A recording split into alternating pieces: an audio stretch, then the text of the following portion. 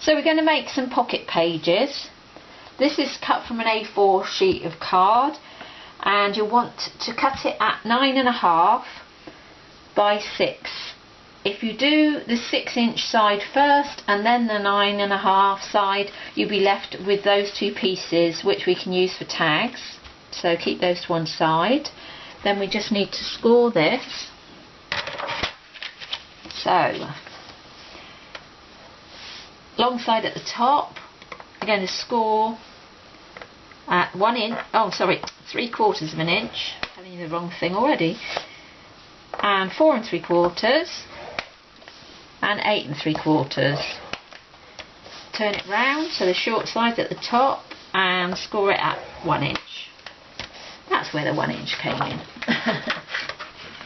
So when you've done that, what we want to do, we end up with these two little rectangles of score lines at the top. So we just cut those away for now to get rid of those.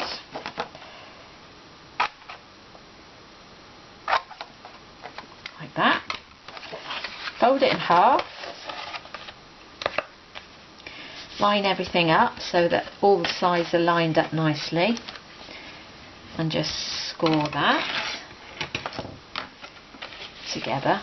So this is going to, as I said, going to be our binding strip there. So we're going to stick that together. So we'll put some ATG on that. This ATG is really lifting. I don't quite know why it's doing it, but it's lifting off the paper. I'm not quite sure why. I've got a feeling the centre spool isn't quite tight enough and it's really affecting it.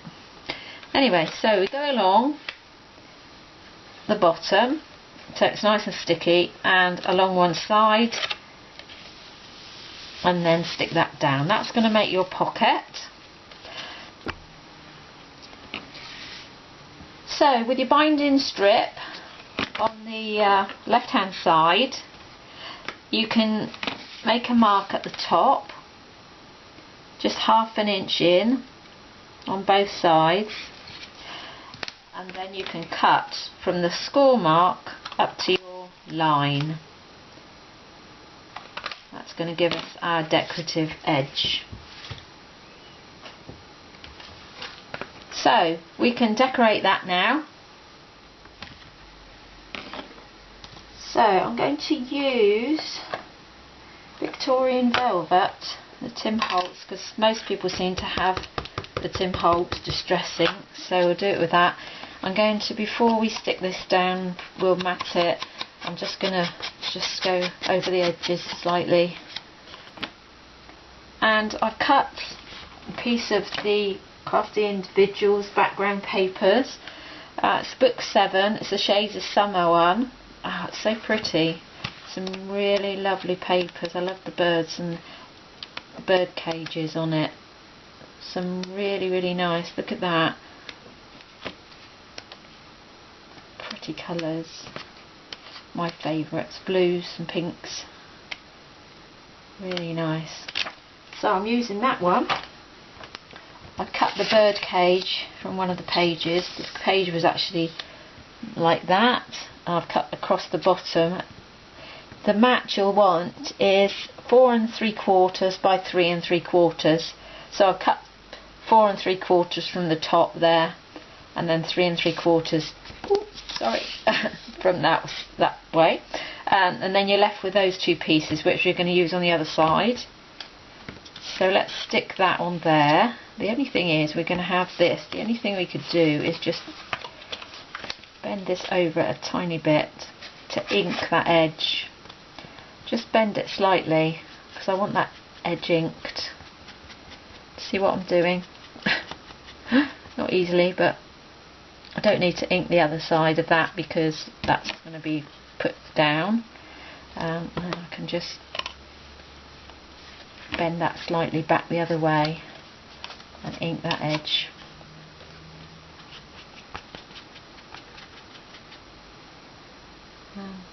I've got enough ink on there, just about. That's it. Just do it slightly, enough to push the paper away. And that's that. So let's just put that on as a mat.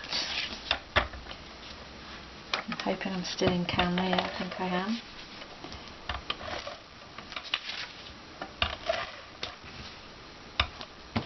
ATG's behaving itself a bit more now it's started off. And that's going to just be matted in the centre of there. Then we can stick down that top. Oh well, actually what I'm going to do first, before I stick it down, I can bend that one back as well. If you want to cover this, the best thing to do, bend that down. Oh, actually you could use that one. Why am I bending that front one? I don't need to, they're exactly the same. Why do I need to do that? Who knows? There you are. Pop it on there, that way. Turn it over. Nope. Line that up. Let's pull it right across so we're not going to lose any. All these scraps might come in handy. Just pencil mark it round and then cut just slightly in, and you know you have straight sides, and then that will pop on there. Need to also take the 1/8 of an inch off that side, don't we? Go on, Julie, get your thinking cap on. Looking for my knife. Put that down. Okay, so that can go on now.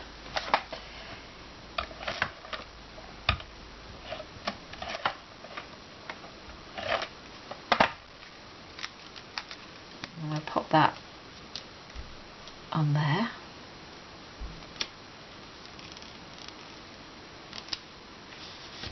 There you go. So that's that. I'm actually going to leave that plain because I might stamp something on that. If not, I could put a piece of paper on there if I want to. Now I can stick this down.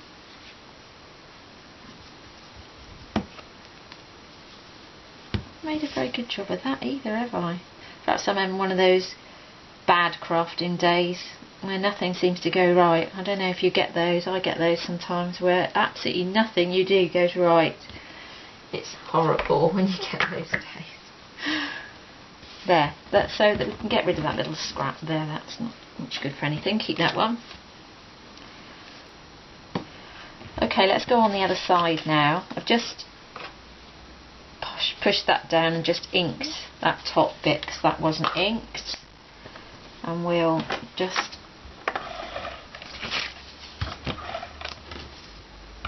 pop that mat on there.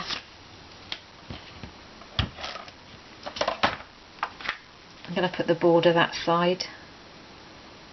So that's only taking you the one sheet of paper. Oh, it's not quite centred.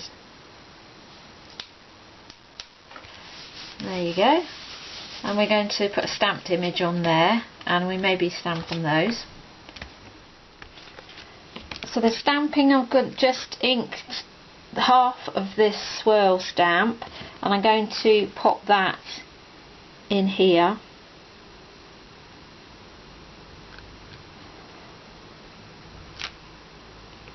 Like that. So I've cut out the squared images of the two little girls, ones we haven't used yet, and I've inked them with Stormy Sky, the distress ink, and you could decorate those, put some stickles on, put some little flowers where the flowers are, put some little pearls in the corners, whatever you like. And then all we need to do now is make that tag for in there, which I've done and not measured. Ooh, wrong way round. 3 1/4 by 4 7/8 is what I've got. And you should have a piece of paper left over from the birdcage sheet, which we took the corners off. And you can cut that out and pop that on there. So I'll stick that on. And you can leave the other side blank. You can distress the edges of it, and that will fit in there. You can just do your corners with a decorative punch, and that's your tag.